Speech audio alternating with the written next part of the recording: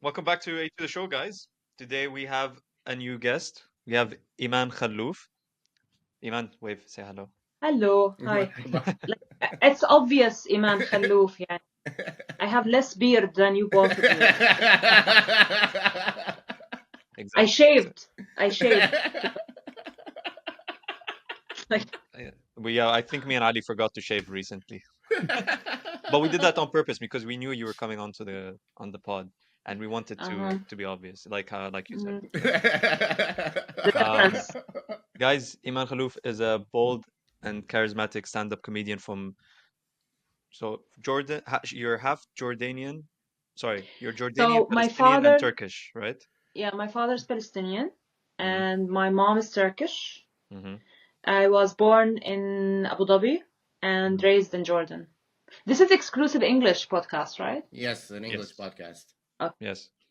So But you you guys will already get know. yalla and yani in the middle. So prepare yourself. It's fine. We're educating our audience as well, our English speaking audience. Like we need to teach them a Yeah. few Arabic words. Um, so you stumbled into comedy by accident in 2017, and we'll get into that, only to discover your true passion for laughter and storytelling.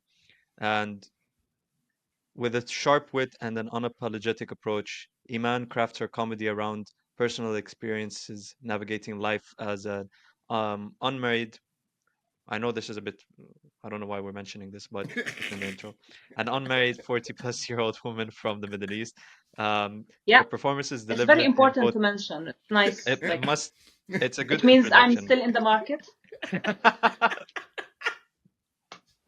Let's hope your boyfriend isn't watching this part. It's not, well, there is no ring. When I see a ring, we will talk. Oh, okay. Her performances delivered in both English and Arabic tackle taboo topics and social issues with humor and authenticity. Growing up in a mixed culture household, Iman brings a fresh and fearless perspective to the stage, making audiences laugh while challenging social norms. Whether it's through stand up, one person shows, or theatrical performances, she continues to push boundaries and redefine comedy in the Arab world. Oh, wow, We finally that's finished the nice. intro. Who wrote that for you? AI? Uh, those are our own trade secrets. We don't share them. Anyway, It's an old article, um, looks like.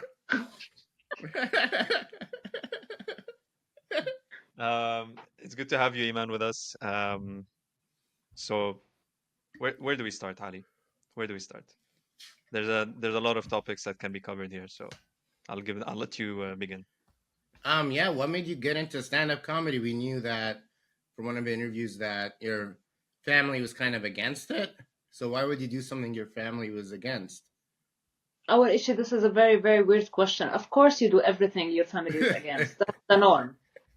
Okay? So that's like, what? What are you asking? But no, my family was not against it. Yeah.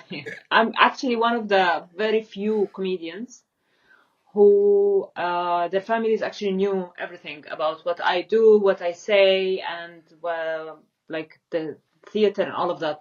One of them is that because like one of the reasons is that I'm a bit naive in a way that I don't think twice. Like I jump without thinking. Mhm. So a lot of things and decisions that I've done in my life, I'm just like this. Like I go in and then oh shit, what did I do? So it resonate later. Now I got into comedy like by mistake. Basically, like I did not even know what comedy or stand-up comedy is separately than the comedy in general. Yeah. I started in 2017. Before that, it was not that common. I knew very famous people like everybody else, but I didn't know that it's a separate art form. It has something لحاله and all of that.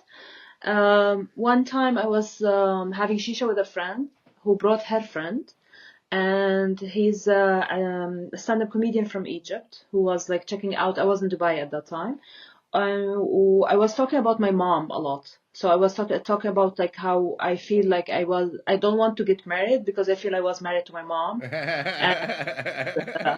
We just bought an apartment, so it was this struggle of what I want versus what she wants, although it's my apartment, but it's her house. She's a new bride buying everything for the house, and I just pay and shut up. So it's like, it's all of that. And I was explaining to him what happened. He's like, dude, you should try it. You should do stand-up comedy. And I was like, I don't think so. But my friend, she knew someone who owns a comedy school. They learn, they teach people how to write, stand-up, perform. They do some classes in acting, and they do improv and all of that. This So she introduced us. Dubomedy? Sorry? What school was it? It's called Dibomudi. Okay. And this is, in Dubai. Ali Sayed. Mm-hmm. So I did the first course in Arabic with them. They were trying, when they reached out to me, it was in English at the beginning, and I don't trust my English much.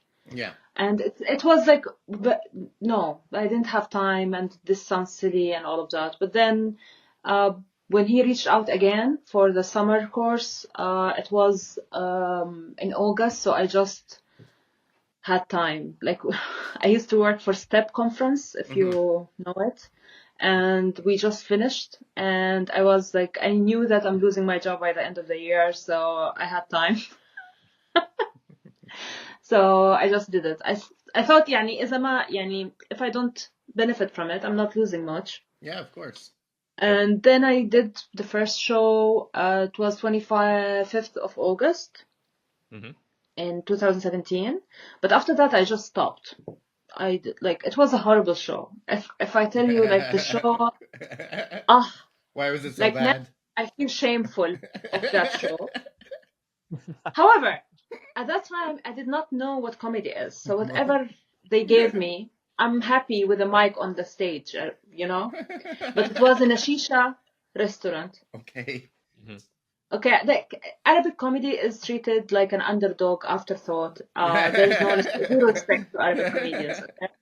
And back then also, how many are we? That's the thing. And no one knew what the fuck is this and all of that. So, can I say that? Fuck? Yes, you can say it.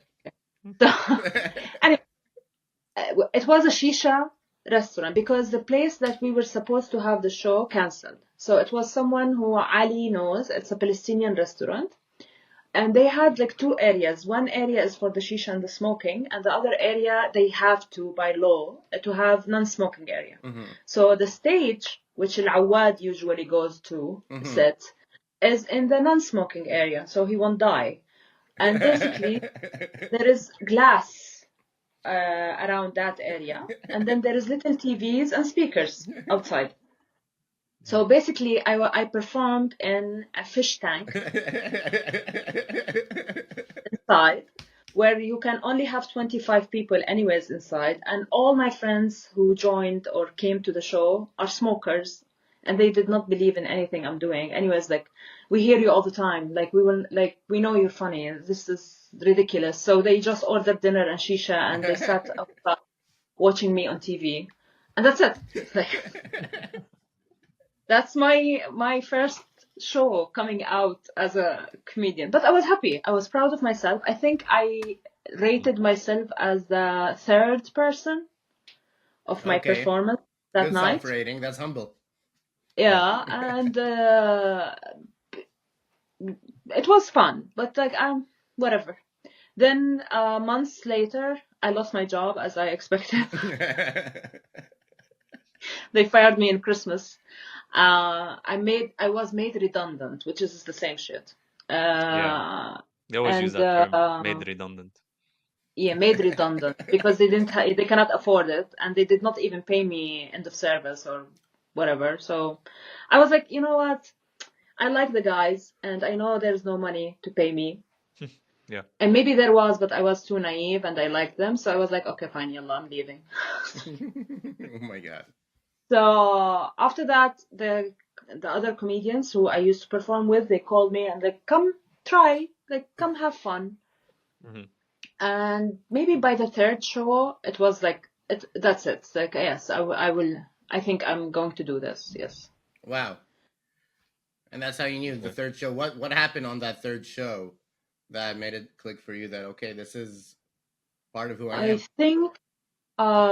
think it was I'm not sure. It's just the confidence increased, Mm-hmm.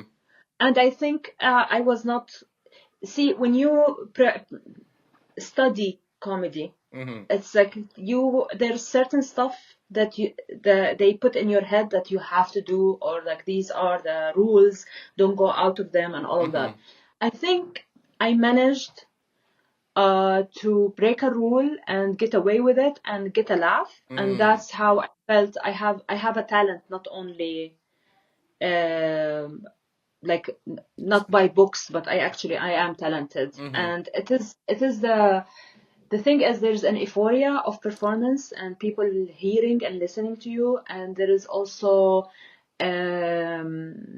finding your voice. Mm-hmm. It took me maybe a year to actually have like my own voice Mm-hmm. on stage. I don't think it was a year, but the critique is higher when you are a woman, Mm. Yeah. and also the expectations was much lower. And the people that I always like looked up to, or I wanted their approval, there was some kind of like very demotivating kind of feedback. So there was like always, oh, I'm not good enough, it's not good enough, and all of that. But once I stopped listening to the fog and like get يعني got more clarity of what I wanted to say and how I want to say it, I saw that not like here, but you don't need to you don't need people approval. It's like it should come from you, and this is Uh-huh. not Hmm. some, as Arabs and Easterns, we're not taught that, especially as Yes. a woman.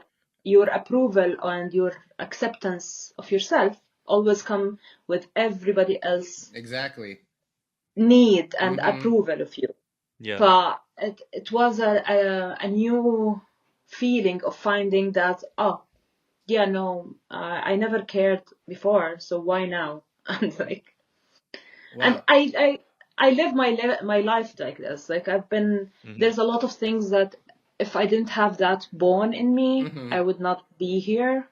Yeah. Maybe it's a bad thing or a good thing, I don't know. No, But I'm glad it you're is what here. it is, you Yes. know. Yeah. And you found your So voice yeah, aside. what was I the think turning so. point in your what was the turning point in your performances where you noticed that I don't need other people's validation anymore? It's not turning 40. It's, before that, I knew. No, I didn't It's say not, turning 40. I said the turning point, as in like which part of your life. I'm not. ah, turning point. I think there was a joke that I Yeah. was told all the time. It's not good enough. Yeah, it was not good enough. And I actually listened to these people about it, and I knew it's funny, and I knew it is a joke that I say all the time, but it did not get approval of these people that I was asking. Mhm. What do you think of this idea? What do you think of this idea? That's why I don't like giving feedback or Yeah. asking for feedback when I do comedy. My feedback is the laughs. My feedback is the people. So I'm not going to do that. And I hate it when comedians ask me to give feedback. Hmm. Okay, let's wait a little. Hello. Guten Tag. Ich liebe dich. Yeah, it's the beer area. That's why. So I tried the joke, Hmm. and it was funny. It was not even a full joke. It was like an add on a joke. Okay, and I thought it will be funny. And I think it was a smart ass comment. And they were like, it's a cringe. But like, I think a lot of your jokes are cringy. So why you know more than Oh. me? You know, I didn't Yeah. say it. I thought it. Like I have. I think next Uh, time you should say it. I did He needs the eventually. feedback. Yeah. Exactly. Years later, forward, yes, I said it. And that was a start, and then I got more confident in my ideas. Hmm. Wow. It took a year or a little bit more, but eventually, yes. You found yourself. Not yet. I'm still very Self-aware. I'm my biggest enemy in a way. Mm. Yeah. And I'm super critical of what I do because I don't want more bullshit, because there is so many clowns basically. And stand up or just in society. They're more instant. That look says it all, man. Yeah, it's just, it's the easiest thing to call yourself a stand-up comedian. Of course. It's a very hard job if you take it seriously, but it's the easiest thing. Like any YouTuber and all these TikTokers and half-ass people, they're calling themselves stand-up. I am a full-time stand-up comedian. I still get shy when I say it. Yani, the most ridiculous thing to call yourself an artist. Like, this is the top of the cringiest people. But why do I'm you an see it? artist. No, you're not. No, you're not. Shut up, Suhad. You're not. Like, okay. Where did And that come from? I don't know where Suhad came from, but anyway, like, there is like also the guys who like the bro and all. Yeah. I have so much as feedback. Like, there's a lot of people who I respect and I like their comedy. There's people Yeah. who I don't like, but I like their comedy. And there's people who I don't like and I don't like their comedy. So You seem like a person who has a lot of judgment to share. That's for sure. of course, that's how you become a comedian. See, I don't. These things don't, like, when I was younger, I would be also like a lot explaining myself, or like or very apologetic about who I am and what I stand for and all of that. But I do know that yes, I am a dark person, and I do believe that I am more realistic than it's just like I'm a downer, but I'm a realistic person. I'm still a dreamer. I left all my life behind me to come and fulfill my dreams and like travel and find stuff. It's not like it's not 100% darkness all the time, but you need to keep your foot on the ground. Like, I lived a life that doesn't allow you to dream. My father died when I was graduating. There was no one working in my family. I had to have 3 jobs at the beginning to take care of my family, my brothers, my sisters. My mom was sick. So it took me a time. Like, by age 29, I owned an apartment in Jordan. Who does that? Yeah. So Yeah, it's pick it like, up. That's amazing. it was a very hard life. So it's excuse me if I'm not a snowflake. No, that's fine. We don't enjoy their presence anyway. But that's the thing, like, we change. Every age has its own beauty and its own experiences and all of that. Like, for example, 8 years ago, I did an operation to lose weight, and I lost like 50 kilos back then. I was half my size now when I lost my weight, and my confidence actually got worse. Oh, wow. Yeah, because I relied on my wit and my smartness all the time, and I was not expected to be rejected. Like, rejection did not mean much to me back then. But شو ما كان, and like whatever they teach you, you will have it ingrained in you that you're not pretty enough if you're fat. Okay, so when I got thin, I expected that I will get the approval by default. So rejection hurt harder because I knew I'm pretty and I'm thin and I'm funny. So what the fuck? And it's everybody who lose weight actually goes through this dilemma of refinding your soul, refinding your happiness, redefining your personality. Is like who I am. Like the first time, for example, when I used to go into meetings, I used to work in digital marketing. And whenever I used to go into meeting and like to explain stuff, they knew that I'm the smart one. you know, because I'm fat. Why am I in the sales meeting, you know? By default, well, you know, Arab men, Middle East, it's like, it's very judgmental, you know? Then I got thin and I started seeing that they don't listen to me and they want to flirt with me and they don't actually take me seriously because I look better than before in their heads. Mm. And then I apologized to my fat self that I looked down at her because I thought I was not pretty enough. Although I had like people who actually admired me, people who were in love with me and all of that, but I did not respect her enough and I saw her less. So I depended on the wit and all of that. But then fast forward to when I lost weight and all of that, and like the dating changed, everything changed basically. Then yes, like I needed to apologize to my other self because I am who I am. تغيرت العلبة يعني, it's just the packaging is the difference. So you grow as a person, you become less judgmental, for example. Like for example, when I was fat, I always was down on myself. It's like I am lazy. That's why I'm fat. And you get judged by people. Like I would never carry my popcorn into the cinema because people will look at me. I make my brother carry it for me. Whenever I go out for dinner, I will order the least and the healthiest meal so I won't get judged from my friends. Not that they will judge me, but because I felt this way, you know. But I had a hormonal issue that caused like this spiral, and because we don't deal with that in a certain way also in the Middle East, also women biology is not our top priority basically. So they keep giving you wrong messages, wrong stuff. Like now I envy young girls. Like alhamdulillah, there's so much that we actually talk about now that was not allowed when I was young. Yeah. You know.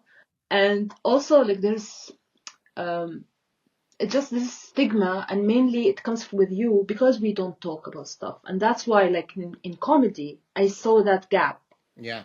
Because the more I talk about things, the more I find people who think about it, who've been through it, but they will not talk about it, or they wanted someone else to encourage them to talk about it. Yeah. So what do you think? Taboos. Yeah, Exactly. the more I talk about these things, the more I discover my people basically. Wow. So what do you And think I are became less judgmental about myself and about other people's journeys. I was judgmental about weak girls. I called them weak. The more feminine girls, for example. I used to be like, I needed to be one of the guys so I can sit in a meeting. I used to work in digital in 2003.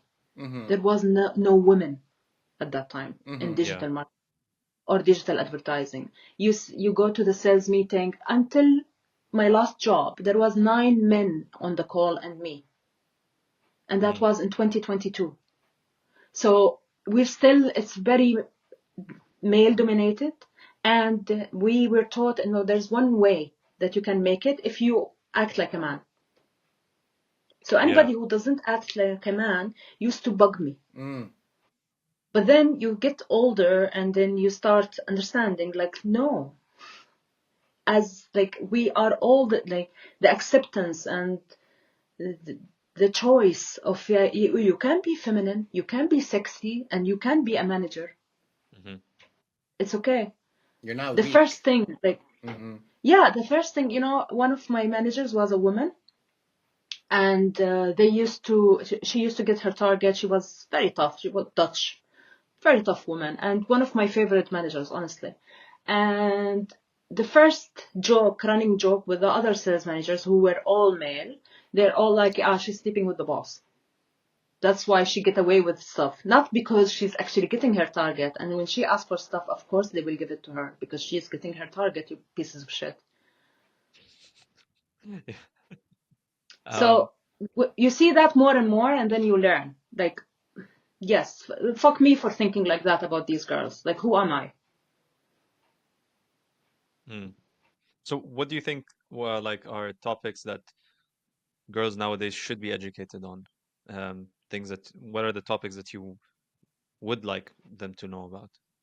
Maybe they are Now, lessons you didn't have. my biggest priority and that my top thing is the trad wife situation Okay.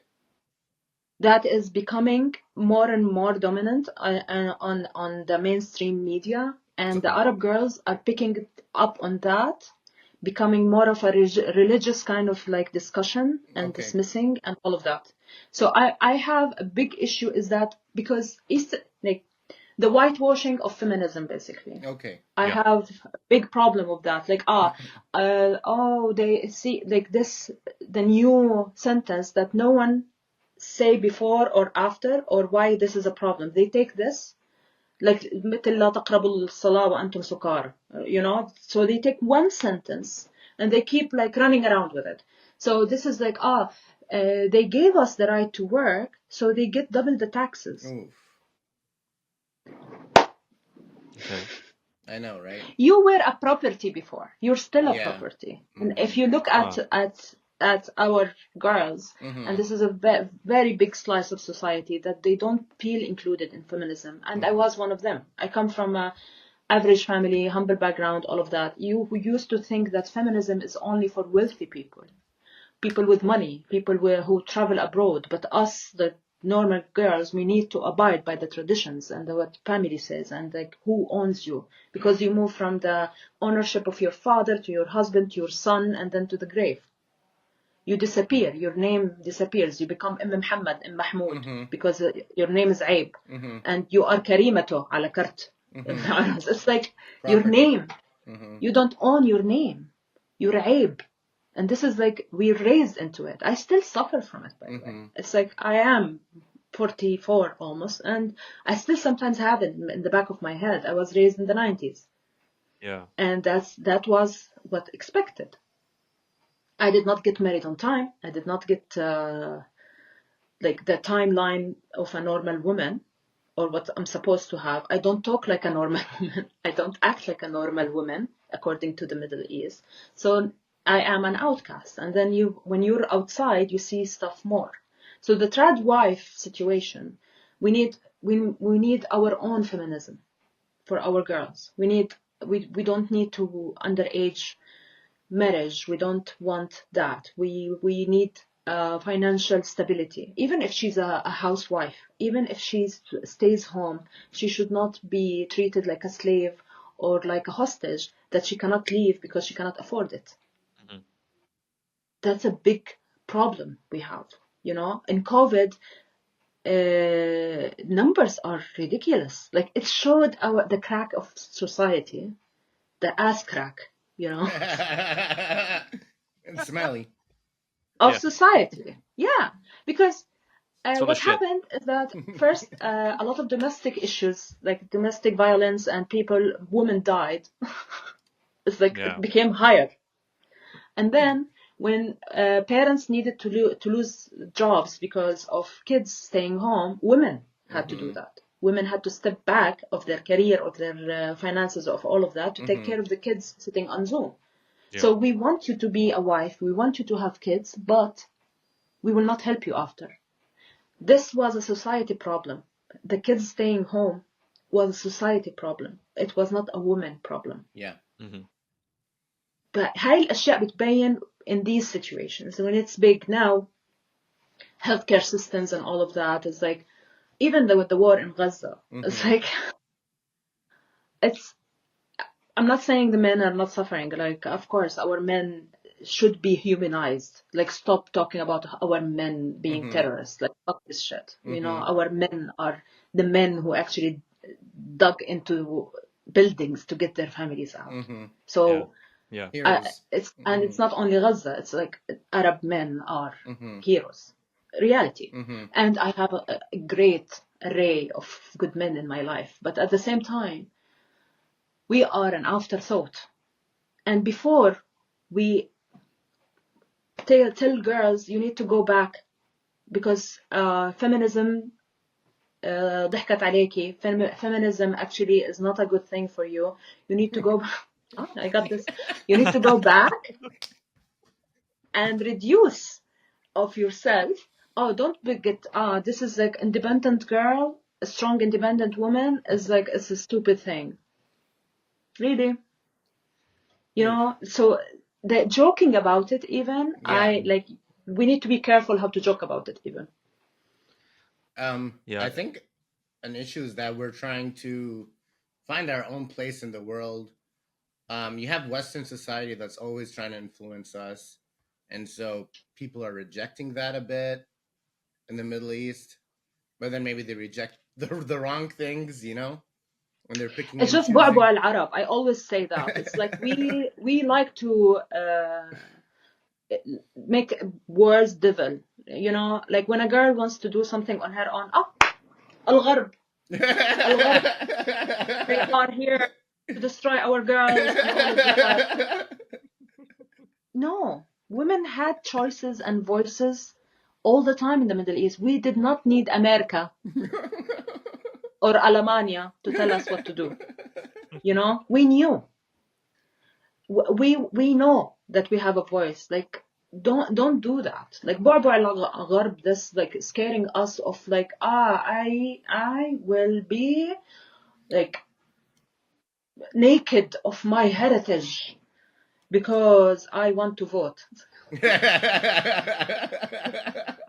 How absurd. Because I want to own a property. What? Yeah. Like, or get my inheritance. It's simple stuff. Or get divorced because my Yeah. husband kicked my ass every day. It's like, there is certain words that we use مثل بنت الأصول. I don't know how you're going to translate it, but بنت الأصول is one of the worst. Woman of principle? No? Is that what it means? It's like, if you are بنت الأصول, then you will not leave your husband because he beats you.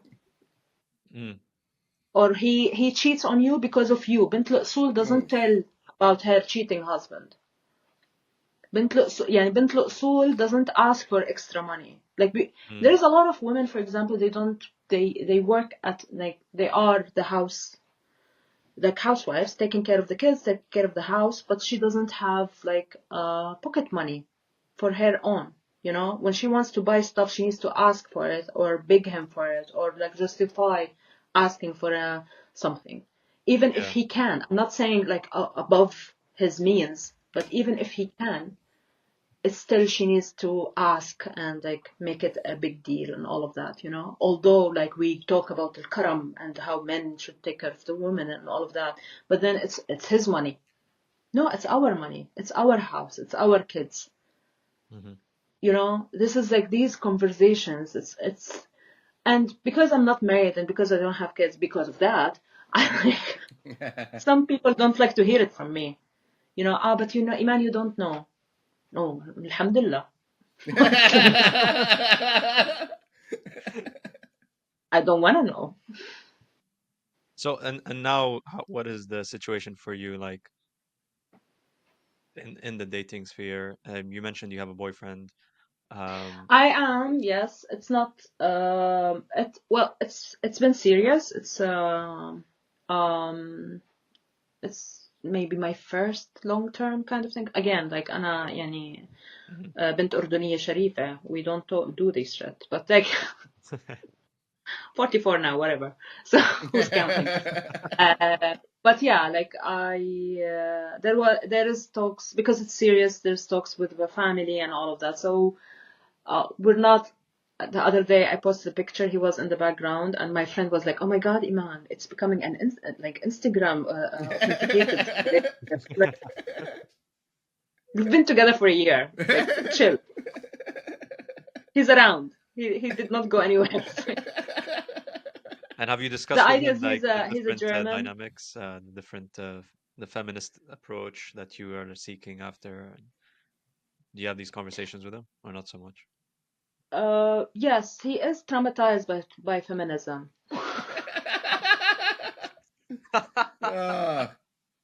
Yeah, another white man who white women traumatized, basically. It's just, I don't know, like احنا there is like this so I am a caretaker, okay? I like to cook, I like to pamper you, take care of you, all of that. My friends, my family, people I love, I am that kind of, okay? And one of my love languages is food. Okay. So I cook Yeah. a lot, and I like to do that a lot, and I like to keep a clean house, look nice, and all of these things, little things basically. And this is against feminism apparently in some sphere, okay? No, it is exactly feminism because I chose it. No one forced me to do it. This is something I have in my personality that I like to do. I will do it. Mm. So this has nothing to do with you carrying heavy stuff because I can't. That's okay. That's normal. Okay. There is chivalry. There is like taking care of the other and all of that. But doesn't matter your like sexual orientation or who you are or the background. It's just like when you are with someone, I like to take care of people and I like to be taken care of. Now the trend is like love languages and all of that, but it is that. It's like you learn what needs you have, and if that person is fulfilling them, you do the little stuff that they like. It's fine. It will not make me less feminist because I clean the kitchen. I don't, these things I don't get, and these are the little things that actually made him question his ideas about feminism. Okay. And there was a point where he actually used to watch a lot of bro podcasts. Yeah. Yeah, one time we were watching it together, and they said something really weird. Like, Was it Andrew Tate? no, it's not that bad, but it's bad. It's one of Okay. these bad things. Yeah. And they're just like when you know these like videos when they bring like a woman who is stupid, and I will not like. It's okay if you're a feminist and you don't like a woman. It's fine. It happens. But Yeah. it's just like they trick her into questions. She's not like the brightest candle on the cake, but like they trick her into answering in a certain way to show you, see, bad women, see, women. And like, Yeah, there's a no, lot of overgeneralizations that happen in those kind of podcasts. yeah. And there was that, and also like we're old. So, and even if you're not young, any relationship you bring some of it with you. Yeah. It's the experience, it's the baggage, it's the heartbreak, it's that. So at the beginning, there was some learning curves. Like for example, he's German. Yeah. One of the things that known about Germans is that they're stingy. They're not like they don't spend money. I have Abdullah basically. He's one of the يعني how we say it بالعربي. It's like اللي بجيبته مش لإله. You know, Yes, he's that generous. person. Yeah, he is. He's very, very generous. One time, it was like the beginning of our relationship, and it's just these little things that, like even him, he's very open and he's very like in touch to his feelings and all of that, and he knows how to express like this is nice. This is what is nice about him. We're both very bad in communication in a way. Because we've been judged, we've been blamed, we've been pushed back, and oh, it's your problem. If you feel this way, it's your problem. I'm sorry you felt this way, but it's not. I didn't do anything. So we've both been through that. So we're trying to get out of that trauma. But this was like an example. We went to buy coffee from our favorite coffee shop in Leipzig, and I usually take the big cup. Okay. And he was buying that. So when she asked for a bit, and she's speaking German, but I understood that she's asking big or small. So I said big, and then she said something to him, and he said no, small. In my head, I thought he doesn't want me to drink coffee because we had a lot of coffee, and then we were going for dinner. So I thought he's asked the small one because there is a plan in his head for later about my coffee consumption. Okay. I did not think it's because he's cheap or because he's like not buying me what I want and all of that. And then we bought the coffee. We're going out, and he stood and he's like, I don't want you to think I'm stingy or I'm cheap. And I'm like, where did that come from? And he's like, I did not get you the big cup because they don't have the paper cups you like. They have the plastic cups that you don't like. So that's why I ordered you the small one, because it is in the paper cup you like. But we Aww. can buy you another one if you want. Or and I'm like, it did not cross my mind Aw. that you did that because you're Yeah. stingy. Like I knew there was a reason, but it was not in my mind that you are doing this because of that. Yeah, in your mind, And you were thinking he was doing something evil, like evil acts. So, he thought that so, I so would think this way. no, shame. Anna, I'm trying to say shame on you. يعني you thought the bad way of him. He was actually trying Exactly. to be very nice I'm and like, respectful. again, it was a previous experience that he had. He I know. felt عرفت كيف انه بده يلحق حاله قبل ما تصير مصيبة. Exactly, you're on it. See, thumbs up. You're يعني اللي عم تقوليه, it's great. When is It's yours? I don't know how it I don't works, know how but it yeah. I don't know. it's only when you speak gold, يعني that's Yeah. that's how it happens. It's a bit of validation from Riverside, from our Yeah. podcast. Alhamdulillah, someone is giving me validation. Alhamdulillah.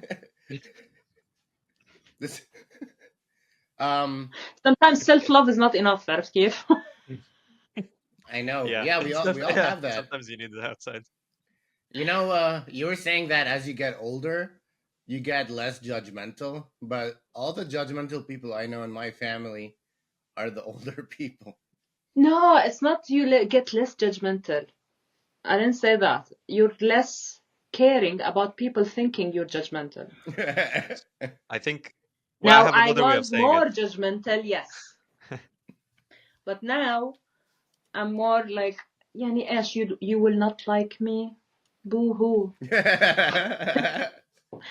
Most probably I don't like you either, so it's okay.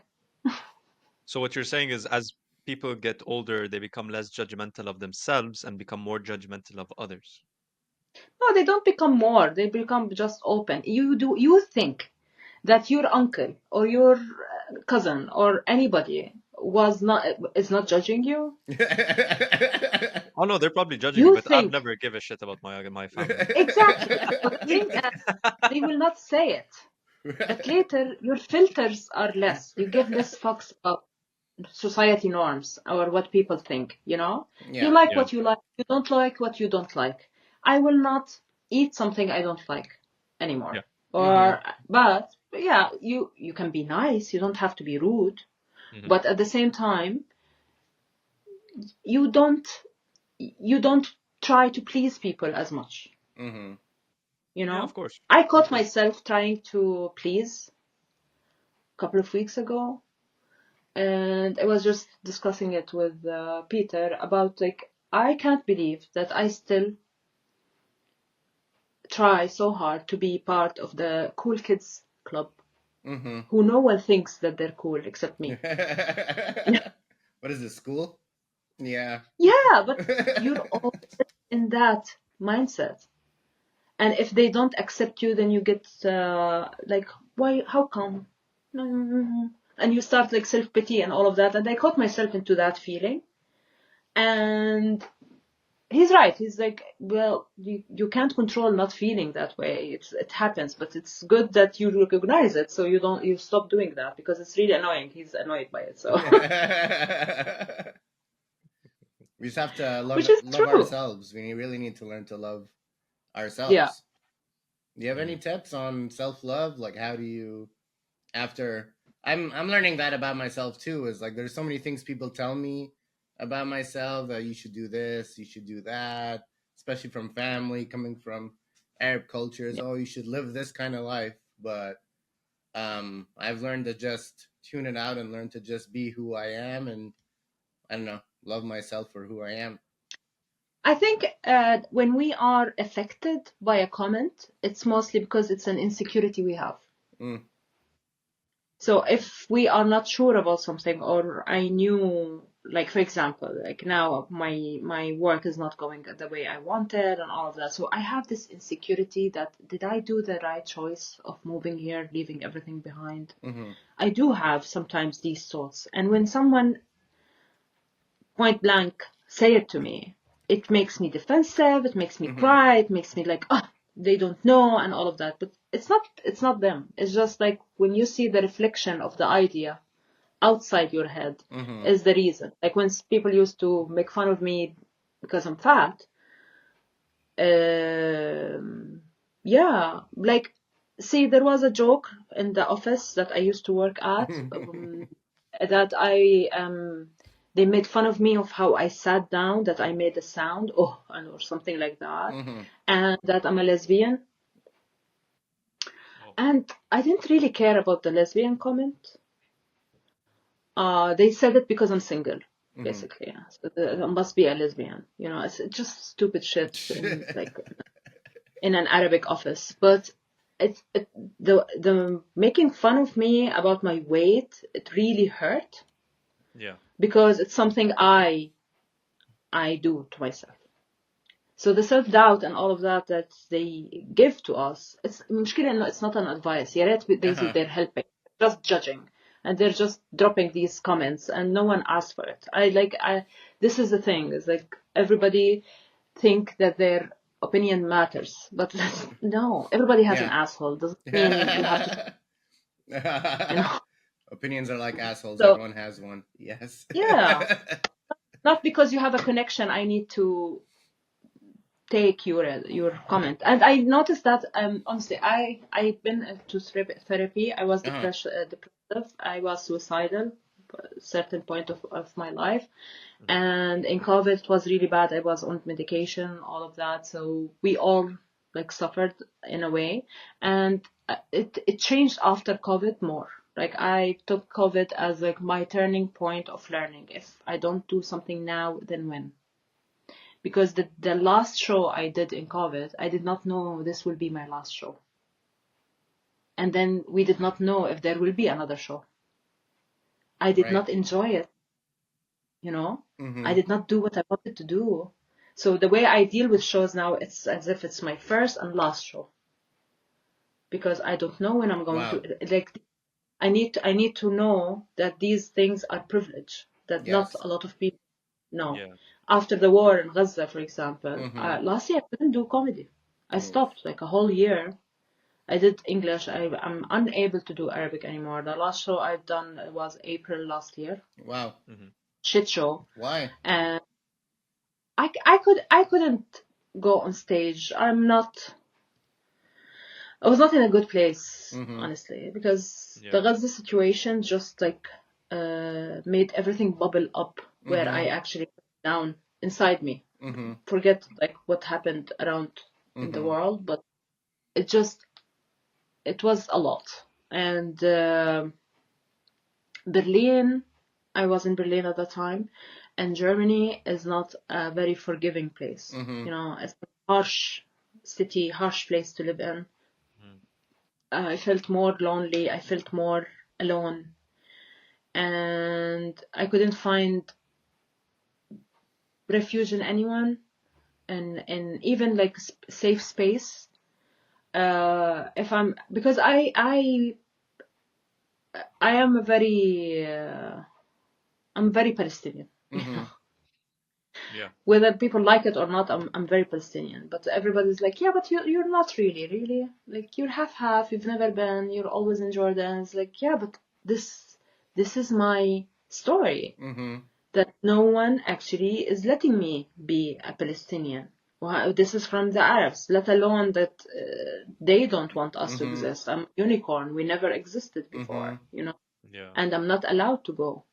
And like my whole heritage needed to be tuned down so everybody else feels comfortable around me, you know.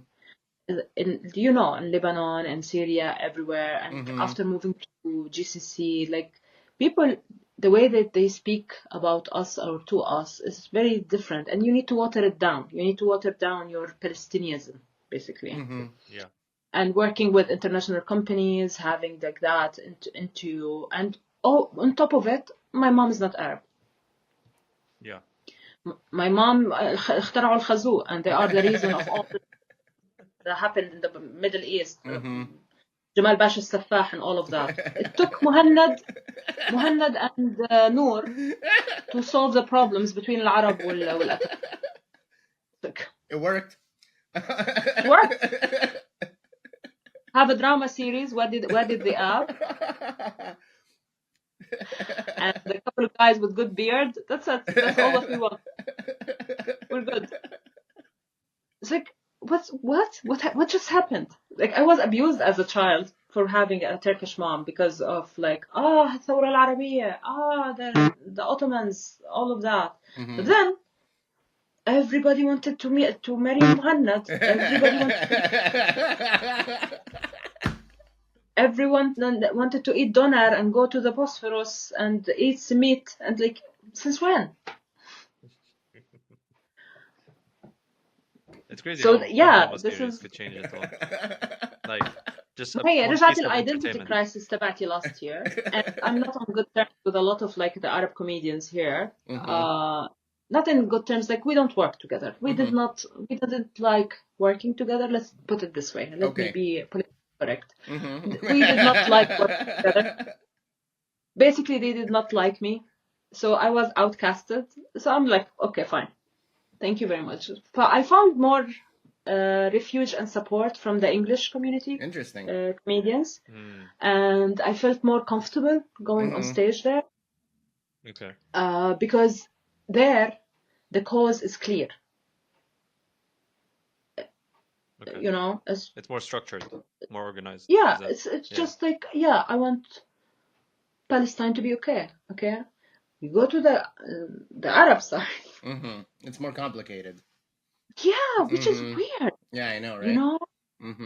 And then like the calling Hamas terrorist organization or not, and then بس يعني then Iran, then حزب الله, then مش عارفة شو, then بس ما احنا ضبناكم, احنا اعطيناكم, احنا مش عارفة شو. تكون قاعد no.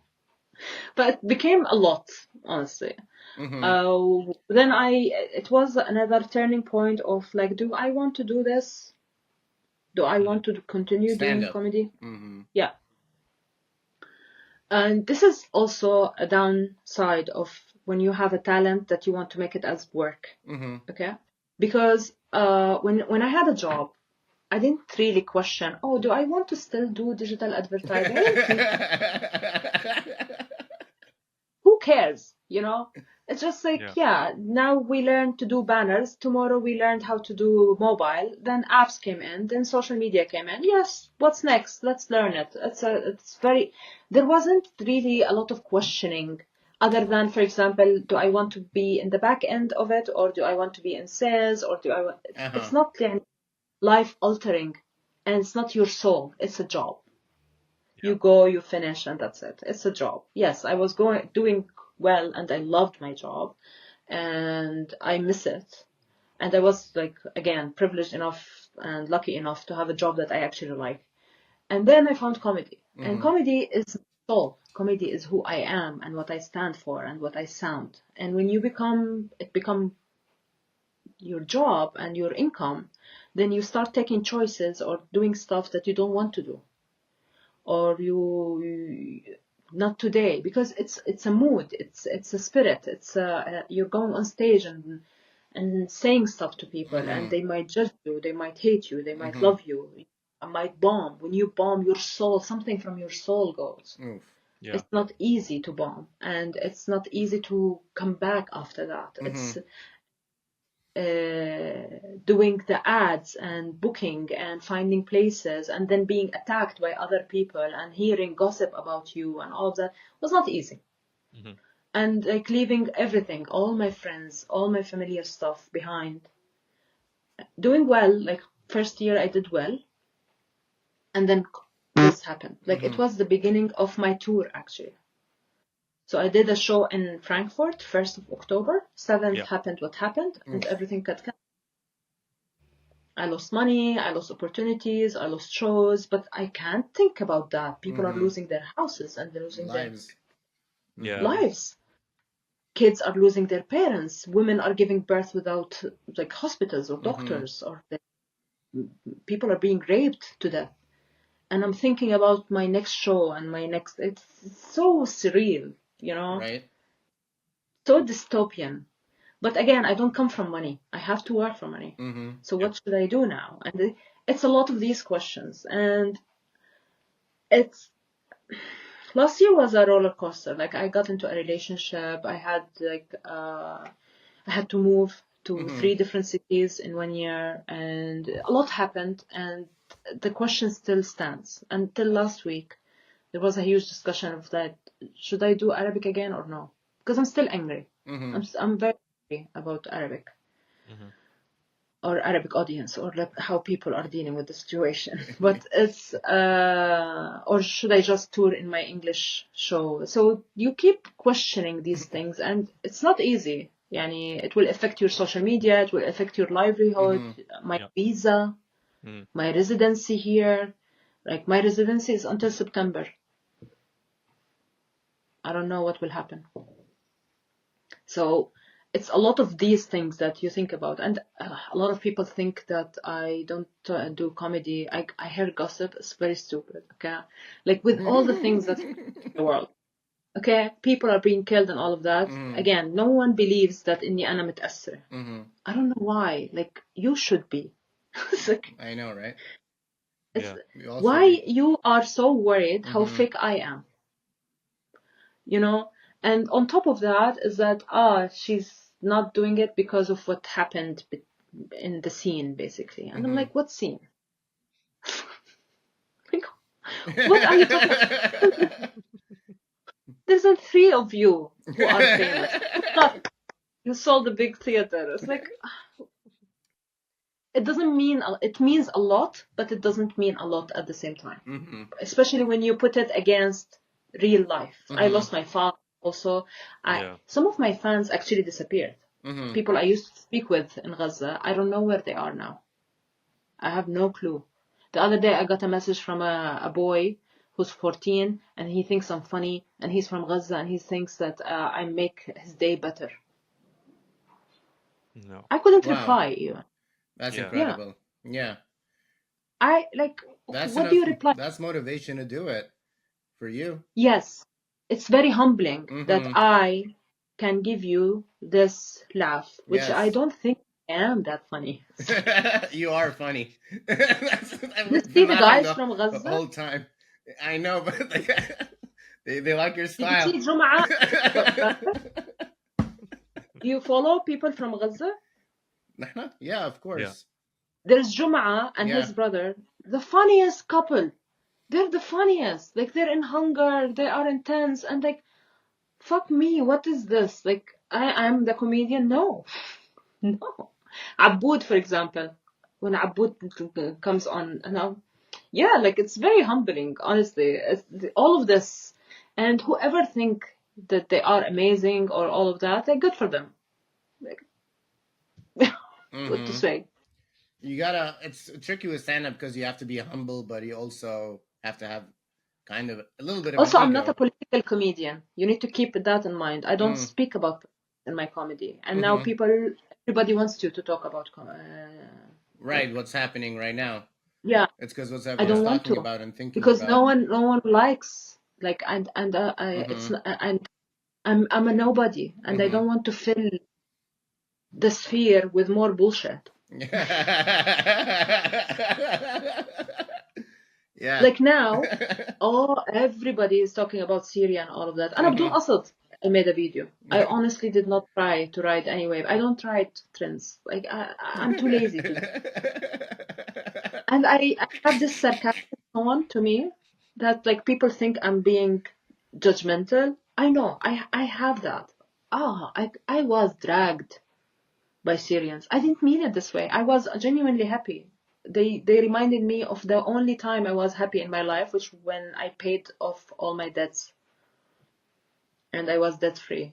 You know, the freedom of that.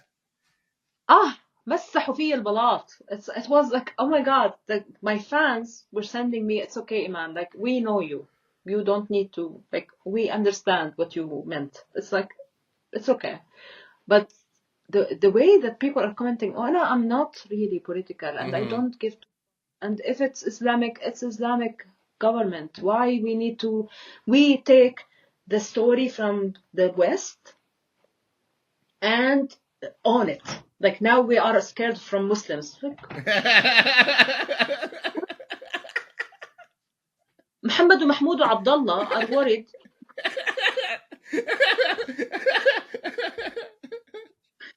ايش في يا جماعة؟ I know, right? You know. Since when? نتبنى احنا يعني give us anything. We hate the West. Okay. الويست اللي مش هنحمس فيها الويست.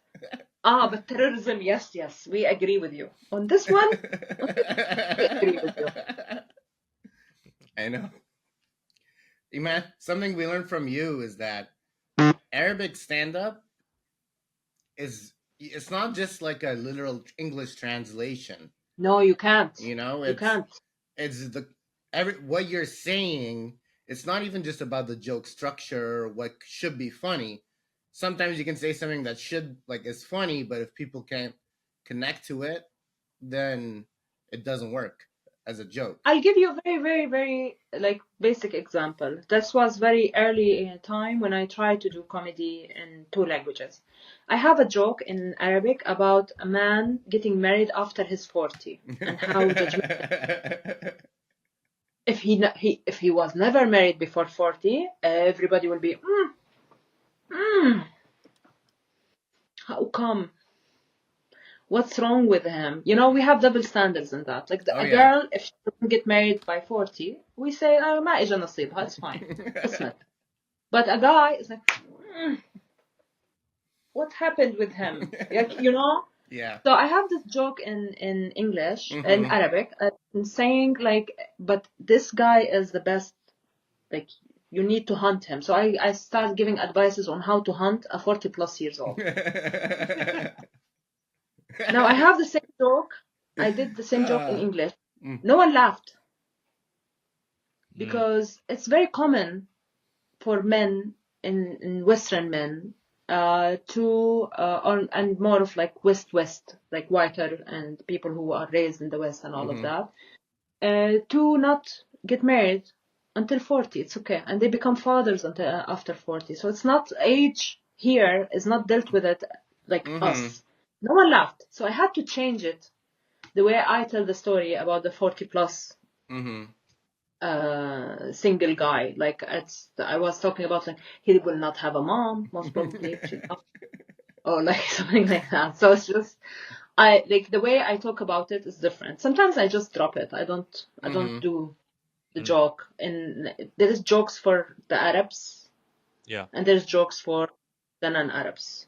Yeah. And non-Arabs also are different. So when I did English in Dubai, there's more brown people. Interesting. Or Asian people. There is some white, but it's not as much as them. So the jokes there work for my brown brothers and sisters. I came here, my first show, I swear this is what I said on stage. I told them, this is the first time I see this amount of white people. Like the last time I saw this amount of white people in one room was when they fired me. Oh my God. It's like, you got a flashback. Yeah, it's ridiculous. And there's like, again, you need to read the room. So if you have a good mix of age, you can say certain jokes or act certain. There's the woke community, which is people who come to party in Berlin and they're offended by everything under the sun. Said, any last questions before we have to wrap up? Let's see. Last questions. Yeah, one question I did want to ask. I wanted to know your opinion about Arabic people and whitewashing their names. So, for example, when Muhammad starts calling himself Mo or Ibrahim is Don't Bobo just or like something like you already say that's judgmental. So I'll give you an example. One time I was we used to go to happy hour after work in Dubai. Yeah. And I met like there was groups and you meet people there and I'm talking to a guy. He's I think Australian or something. Okay. And when he knew I'm from Jordan, he told me, "Oh yes, my friend George, I think, or Michael, or like some weird, Well, typical white name. very like John Smith, basically, weird name. And he's like, he's Jordanian. I'm like, John Smith. no, he's not. Jordanian. And he's like, no, he is Jordanian, Iman, and he is from Jordan, and I'm going to visit him. And I'm like, I told him, well, most probably his name is Muhammad. And he's telling you it's George. Then George came, okay? George had, ceramic الحمام صف أسنان. That's like, and like, Yeah. اللي هم يعني, we used to call them شارجة teeth. And It's like complete whitening. Yeah, it's like it's just like, white tile when he teeth. opens his mouth, you can't cross the street, basically. It's just like this white. Yeah, and like white hair with like a nice like super brownish tan, open like shirt and all of that. And when he walked in, I'm like, "You're Muhammad, right?" He's like, "Oh, how didn't you know?" I told him, because we don't name George. Where did that come from? I'm like, it's easier to make friends here. La wallah. In Dubai, it's easier to be George than Muhammad. It's like, what would Abdullahs do here? Like, is this a common trend that's happening in the GCC, or? I don't know if it's a GCC thing. I think it's a generation thing. Because it starts with your parents naming you weird names. So you when people ask, oh, I want something that non-Arabic speakers can pronounce. Yeah. Why do you care this much? It will be easier on the passport, basically. Like I see that a lot in the people here also, because they want to name a name that like Germans can pronounce. Yeah. But fuck them. Let them not pronounce it. We can't pronounce half of their names. It's like, what? You're right. And, yeah. Your identity starts with your name. So when your parents telling you that your name is shameful, so that's like you're downhill from there, Oof. Yeah. Saeed, it's shit to be stuck with a shit name. We were discussing this topic with me and Ali yesterday, and because like Ali has capitulated to the pressure of the no, I go by Ali, bro. culture. But you can call me Al. He goes by Al. Yeah. Me, I force people to say Saeed. I just keep telling them, no, Saeed. And then I teach like, them. You really want to be Al? It's no, like I don't. I go by Ali. They call me Ali. That's what they call Ali. me. Someone who used to work with me, he used to introduce himself. عصام, كان اسمه عصام. So at that time, the iPhone became a thing. So whenever he introduced himself, he's like, Isam. No, you're not Iran. You're not. Oh my gosh. All right. Ali. Saeed, beautiful podcast today. We learned a lot from today's episode. We asked all the questions. Do you have anything else, Saeed? What did you learn from today's episode? I learned that that living in the Gulf countries can be just as bad as living in the West, man. It's pretty much the same shit there. Because people are people everywhere. Yes, that's true. Eman, thank you so much for educating us about the different cultures, the lifestyle that you've lived, and like also you're sharing your experience and being open and vulnerable on the podcast. Thank you, guys. This was fun. Yes, it was. Where can people find you and like check out your shows, and where can they connect with you? Maybe the easiest to find, honestly. Like, I actually tag my own home. I don't care about stalkers. If someone actually find the village and come to my house as a stalker, I'm going to cook dinner for them. Okay? You can find me on Instagram mainly. I post most my shit on Instagram. It's emosh007, or if you type Eman Khallouf, you will find me. It should be easy. And my other platforms are connected to Instagram, so you can find me other places there. Fantastic. Perfect. Iman, thank you so much for coming onto the pod as again. Guys, please don't forget to like, subscribe, and share this podcast. Iman will definitely be very happy for this. Um, Iman, we salute to cover the camera. If you want, you can join us. Guys, thank you for watching again, and peace. Yeah, We're that's out. weird now.